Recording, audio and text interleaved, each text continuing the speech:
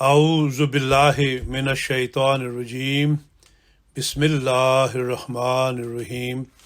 روزنامہ الفضل انٹرنیشنل، جمعۃ المبارک 19 مئی 2023۔ کلام امام الزمان علیہ الصلاۃ والسلام۔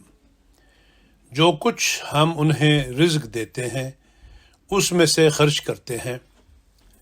فرمایا، ایسا ہی مالی عبادت جس قدر انسان اپنی کوشش سے کر سکتا ہے وہ صرف اس قدر ہے کہ اپنے اموال مرغوبہ میں سے کچھ خدا کے لیے دیوے، جیسا کہ اللہ تعالیٰ نے اسی صورت میں فرمایا ہے، وَمِمَّا رَزَقْنَاهُمْ يُنْفِقُونَ البقرہ آیت نمبر 4۔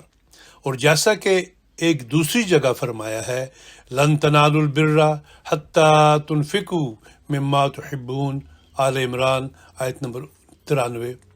لیکن ظاہر ہے کہ اگر مالی عبادت میں انسان صرف اسی قدر بجا لاوے کہ اپنے اموال محبوبہ مرغوبہ میں سے کچھ خدا تعالیٰ کی راہ میں دیوے تو یہ کچھ کمال نہیں ہے۔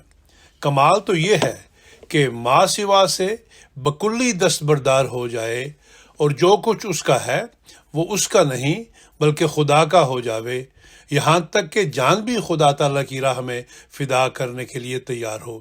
حقیقت الوحی، روحانی خزائن، جلد نمبر 22، صفحہ نمبر 139-140۔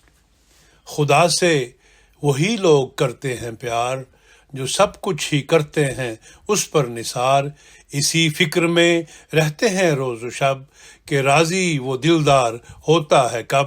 اسے دے چکے مال و جاں بار بار، ابھی خوف دل میں کہ ہے نا بکار۔ لگاتے ہیں دل اپنا اس پاک سے، وہی پاک جاتے ہیں اس خاک سے۔